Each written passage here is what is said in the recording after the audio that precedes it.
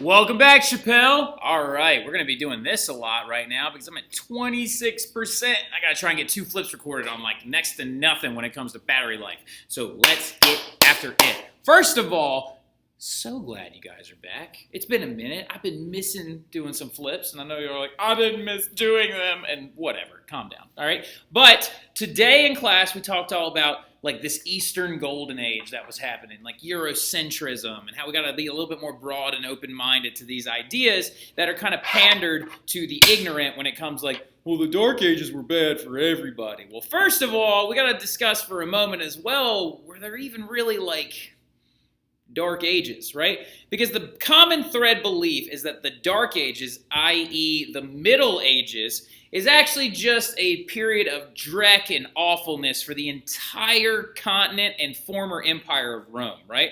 Well, here's the ultimate irony.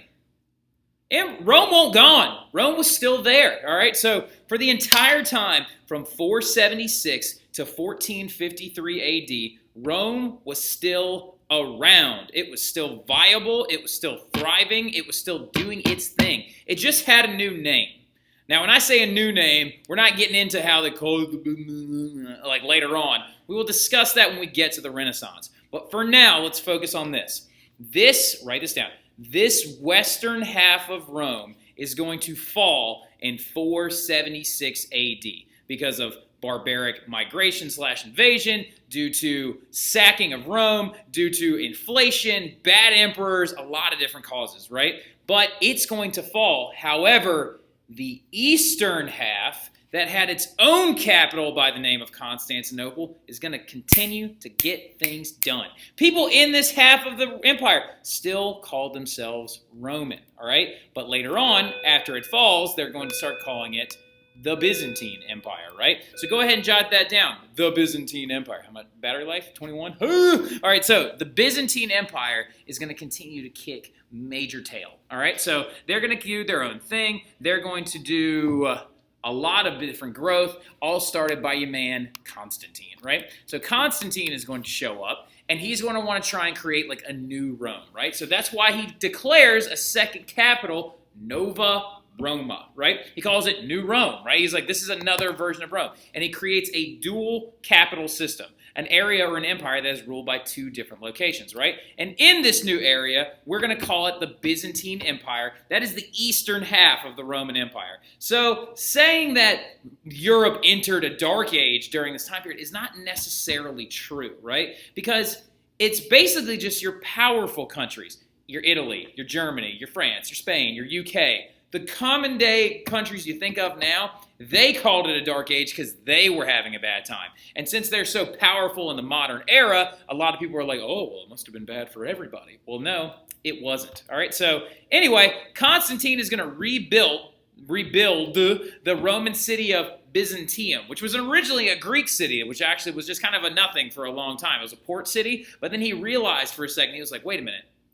Where this is located, it's located in modern-day Turkey, all right? So he was like, wait a second, if I spin this properly, I can turn this place into a money-making empire, right? And so in this area, he declares Christianity one of the allowed religions of Rome. He legalizes it there. He holds there the Council of Milan that actually does that and actually legalizes Christianity. He holds there the Council of Nicaea, where they collectively create the very first holy text for the Christians and the very first version of the Holy Bible, right? So in Byzantium, now Constantinople, now the Byzantine Empire, things are going well, all right? And also because the Byzantines got a lot of benefits, right? Constantinople itself, where this empire is going to emanate out of, is protected on all sides by water. Now, when I say all sides, I mean 3 of them, all right? So, because it'd be an island if it was all sides, but it's actually not. So it's like protected on 3 sides by water. Christianity is its official religion, right? And here's a map of it right here. They would build this huge wall that actually protected them on the landlocked side, and then on the other sides, they were protected by the Strait of St. George, and then several other different waterways that kept it very, very difficult to invade, right? So the Byzantine has a lot of benefits. They have a strong military, and they're protected, like I just said, protected by large walls, right? So Constantinople becomes a huge threshold. And also, they're making stupid amounts of money, all right? So, because they're a trade hub. Here's the thing. The Easterners were having a gold age, making tons of dough. off salt, spices, silks, science, mathematics, trading in general, right? Constantinople's not that far, all right? If Turkey, right? Turkey, I'm going to show you here in a second. Turkey is actually one of the most easternmost thresholds of Europe, right? So Constantinople was close to those Easterners, geographically speaking, so they were also making mad money. And that's Constantinople right there on the edge of on the edge of the Balkans and the Turkish borders, right? It is in now modern-day Istanbul is the name of the capital itself. But as you can see, this is the Silk Road, right? The Silk Road was this trade hub for this. Remember this? We talked about this in class? That monsoon marketplace, right? Well, eventually, a lot of these agents are also going to say to themselves, well, wait a minute. We can also build these trade routes over land, which they did, right? And you'll notice that the trade routes are running through the Asian territories, the Arab territories, the African territories. So much money for all the Easterners. Well, the Byzantines are going to benefit off that. They're in this region right here called Anatolia, right where the Silk Road ends. So they become the doorway to economics for all of Europe, right? So Europe literally was propped up by the Byzantine and all of its money. And this right here, that's that Silk Road that actually went and took all those goods. And then becomes a man that actually was the guide to follow Constantine and lead these people into a new era. Now, there were several emperors between autocratic emperors between Constantine and this man. But this guy is the key leader of the Byzantines, and he is the one that gets them on the up and up. And he brings them to their peak, right? His name is Justinian, all right? So Justinian I is going to rule from 526 AD to 565 AD, right? In a very short amount of time, in only about a 39-year span of time, he was able to do ridiculous things. He had Constantinople rebuilt in grand style. He had the Hagia Sophia built, which is the largest cathedral known to man up to that point. They used to say that the dome on it was so tall that it was being held by a chain from heaven, right? This beautiful church that I'll show you in a second. Go ahead and jot it down, actually. Jagasopia. There's a space between the S and the A, so it's Hagia Sophia. All right, so the Hagia Sophia becomes the largest cathedral that anybody in the world had ever seen. 17%. All right, so anyway, now he's going to also rebuild the Hippodrome. And then he invents this thing, the Justinian Code, all right, which is the very first form of civil law to ever pop up in all of Western society, right?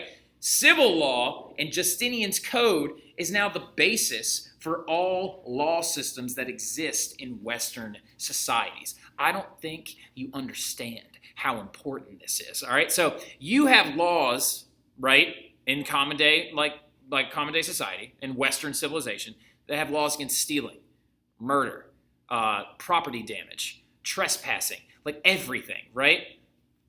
That all emanates from civil law codes started by Justinian, right? Because remember, in ancient Rome, in the Italian ancient Rome, not this new Rome over on the eastern side, right? They had the 12 tables, but that was very, very different because it only applied to some people, like the patricians, and then it mostly applied to the plebeians and what they could and couldn't do, right? Well, civil law under Justinian changes the game. He has laws that apply to everybody, no matter what class you're a part of, all right? So then also, he has them all printed, and he has it all so you can read it at any time. Now, when I say printed, it wasn't like printed like ding, ding, ding, ding, ding, ding, like not actually like coming out of a printer. They were all handwritten because they didn't have printers at the time, right? So, but civil law applied to everybody, and that's your man Justinian right there. And look at, like, it's ridiculous because he's an autocratic ruler, right? So an autocrat is basically the same thing as an emperor, right? He is an emperor that has sole ruling authority, right? Now, here's the key difference between him and the emperors of Rome. The emperors of Rome still had to work with the Senate. They still had to work with the tribunes. They still had to work with the citizen assemblies. They had several other people that they had to associate themselves with. Not in the Byzantine. In the Byzantine, you could be an autocrat. An autocrat means that you have absolute power, period. You are the sole ruler with complete authority. You do everything, right? So, he even also ruled alongside with one of the strongest women in all of history, Theodora. Theodora was his cohort in crime, right? You can see her here, he pictured here right in front of Justinian. She was a ruthless politician. Started from a meager upbringing as well. She was a dancer, actually. She was from a lower class when her and Justinian met, and then he fell madly in love with her, and they actually adopted this co-ruling style, right? So granted, Justinian was still the sole leader of all of the Byzantine, but Theodora had some words, and she helped out in a lot of ways. She actually saw the execution of more people than Justinian did, right? She was very, very aggressive in like a lot of military and economic policies as well, and also she was his main advisor, right? Just like me. My wife tells me what to do all the time, and I do it. All right, so Theodora, though, is a massive influence on Justinian because he also was a big patron of the arts because of her, and he had new things built because of her, and he had new art forms built because of her. Look at all this stuff. The Byzantine becomes one of the main hubs and processing areas of silk under the reign of Justinian. He has the Hippodrome rebuilt. The Hippodrome is the Greek version of the Circus Maximus. It's a chariot racing ring. So he has a Circus Maximus of his own built in Constantinople. And also, you need to jot this down, mosaic art begins to blossom all over the Byzantine, right? Byzantines are known for this type of art that you see right here called mosaics. M-O-S-A-I-C, right? Now, it started out in Rome, but the Byzantines made them much better, right? So if you look at this picture of Christ, which is actually also a really important thing, a lot of this art is going to begin to be centered in Christianity. So it shows the heavy influence of the Christians for the Romans, right? Or for the Byzantines. This picture of Christ right here is actually made up, this is a zoomed in picture, of hundreds and hundreds and hundreds of individually colored tiles. So they used all these little tiles and they put them all together and created the first mosaics, right? So the mosaics is ridiculous, right? Also, their military was equipped with something that the world had never seen before called Greek fire. Just write Greek fire in your notes and just put some flames around it. And then ask me to explain it tomorrow and I'll tell you exactly what it is. But it was a weapon that was first used by the Byzantines that was almost unmatched in all of Western civilization. It was almost impossible to actually stop. As you can see, it's being launched from this boat into this boat's face. So anyway, but the Greek fire is very important. Here are the protective walls around Constantinople. And as you can see right here, the Byzantine was also subject to a lot of invasions. They had to deal with a lot of the problems that the Romans had to deal with. They got invaded quite often by the Huns and the Sassanids and the Ottoman Turks and the Seljuk Turks and a bunch of different people.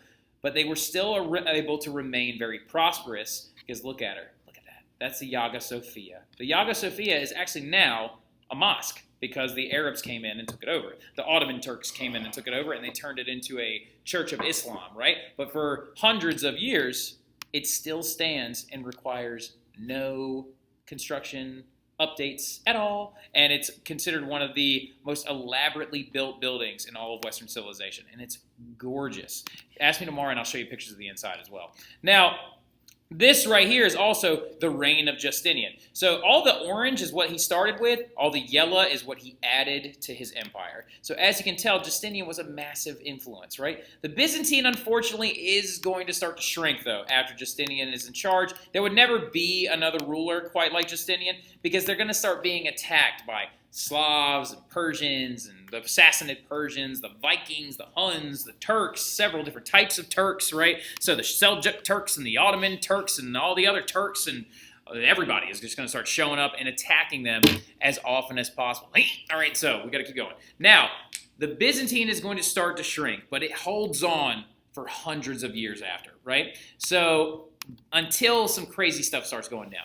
The Byzantine Church, though, also starts to be the subject of a major event throughout all of history, right? It's known as the Great Schism, all right? So now, the Great Schism, I need you to go ahead and jot this down, but we are actually going to finish this up tomorrow in class, all right? So we're going to pick it up right here because I don't want to overwhelm y'all with too much stuff. So we're going to talk about the Great Schism. Schism. It's one of my top 3 favorite words of all time. Just say it one time. Schism. It literally just sounds like what it is, a splitting, right? So the church is going to split after Justinian. You can go ahead and jot this down, pause it and jot this down. But we're going to get in depth into the Great Schism and its aftermath of the Byzantine Empire and review the Byzantine Empire and get into some other stuff tomorrow, all right? And we'll start with the early Middle Ages of Europe tomorrow as well. So I'll see you guys later. Y'all have a great evening. Very proud of you guys. Keep up the good work. Y'all have a good one. See ya.